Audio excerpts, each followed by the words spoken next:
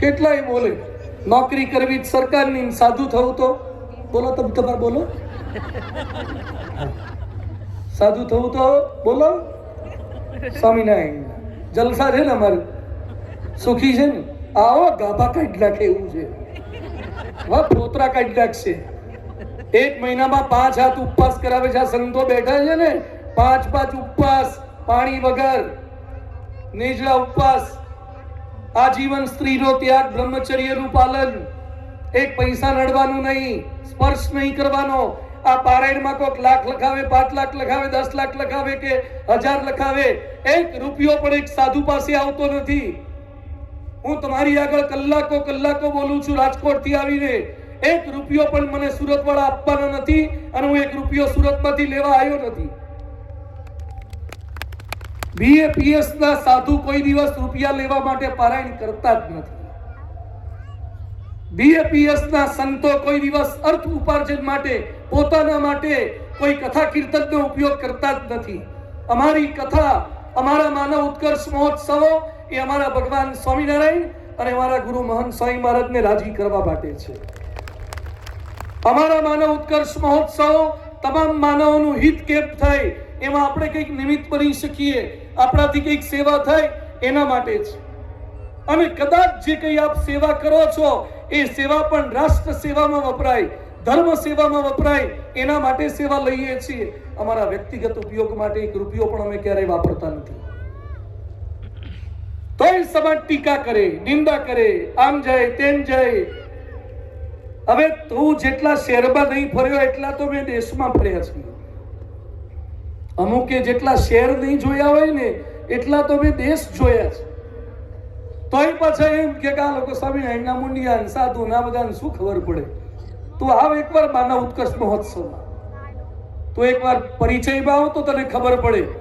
પણ ટીકા નિંદા જેને બોલવું એ બોલ્યા કરે, ઉત્સાહ ક્યારે મોડો ન પડે. સેમ વોલ્ટન સાંભળજો, બિઝનેસમેનો બધા ગ્રેજ્યુએટ થયા પછી એક દુકાનમાં નોકરીએ લાગ્યો. આ ભાઈ ગ્રેજ્યુએટ થયા પછી દુકાનમાં નોકરીએ લાગ્યો. તે દુકાનદારે શું કીધું, તું છૂટક વેચાણના વેપારમાં નહીં ચાલે, તું છૂટક વેચાણના વેપારમાં નહીં ચાલે, તારી આવડત નથી. 27 વર્ષે ઉછીના પૈસા લઈ અને $25,000 સ્ટોર શરૂ કર્યો. $25,000 સ્ટોર શરૂ કર્યો. એનું નામ રાખ્યું વોલમાર્ટ. સમજાઈ ગયું બધાને? વોલમાર્ટ. $25,000 જેને દુકાનમાંથી કાઢી મૂકવામાં આવ્યો તો સેમ વોલ્ટન, એને $25,000 શરૂઆત કરી. આજે 19 દેશમાં 10,800 વોલમાર્ટના સ્ટોર છે. ડીમાર્ટ કરતા તો 3-4 ગણી મોટી સાઈઝના હોય છે વોલમાર્ટના સ્ટોર. 5 લાખ કર્મચારી છે. 5 લાખ કર્મચારી હોય એવો સુરતનો એક વેપારી લાવો. 5 લાખને રોજીરોટી આપતો એવો એક જણો તો લાવો. આ સેમ વોલ્ટન આવો છે, $648 બિલિયન નો વેપાર કરે છે. કેટલાય દેશોની આખી જીડીપી થઈ જાય એટલો વેપાર કરે છે. પણ એ માણસને પહેલા ના પાડવામાં આવી હતી. તો તમને કોઈ ના પાડે, ટીકા કરે, તમારા દીકરાને કોઈ બોલે, અહીંયા કેટલાક બાળકો બેઠા છે, બાલિકાઓ બેઠા છે, યુવકો બેઠા છે, યુવતીઓ બેઠા, તારાથી ના થાય, તું ના કરી શકે. ક્યારે નેગેટિવ શબ્દો બોલો નહીં, સાંભળો નહીં, વિચારો નહીં. આપણી કેપેસિટી મુજબ કામ કરવાનું, પણ પ્રયત્ન તો પોઝિટિવ કરવાનો જ છે. અને તમારા પર અત્યાચાર થયા હોય તો પણ તમે આગળ વધી શકો.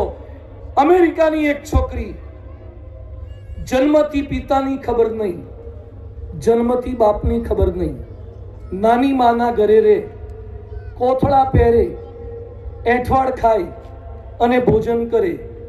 માતા મજૂરી કરવા જાય એટલે એના જ નજીકના સગાવાલા એનું શારીરિક શોષણ કરે, એના પર રેપ કર્યા.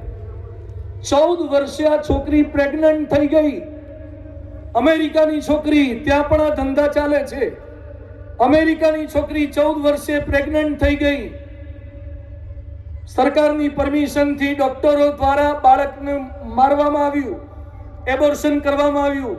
કારણ કે 14 વર્ષે બિચારી છોકરી આટલી ગરીબ એ બાળકને સાચવે કરે શું કરે, ઘર છોડીને ભાગી, સાવકા પિતાએ મદદ કરી, ભણવાનું શરૂ કર્યું, ભણી, એમાંથી એવું ભણી રેડિયો સ્ટેશને ન્યૂઝ વાંચતા શીખી, સમાચાર વાંચતા શીખી, એન્કર થઈ, પોતાનો શો શરૂ કર્યો. અત્યારે અમેરિકાની સૌથી પાવરફુલ બોલનારી કોઈ બાઈ હોય તો એનું નામ છે ઓપ્રા વિનફ્રે. ઓપ્રા વિનફ્રે આ એ બાઈ છે જેના પર 14 વર્ષે બળાત્કાર થયો હતો અને અબોર્શન કરવું પડ્યું હતું. એ દર વર્ષે કમાય છે, એની સંપત્તિ છે $2.5 બિલિયન. જે અઠવાડ ખાતી હતી એ અત્યારે આ લેવલ સુધી પહોંચી છે. તો આપણે કેમ ફરિયાદ કરીએ છીએ કે મને પીટીસી કરવાના પૈસા નથી, મારા બાપુજી મને ભણાવતા નથી?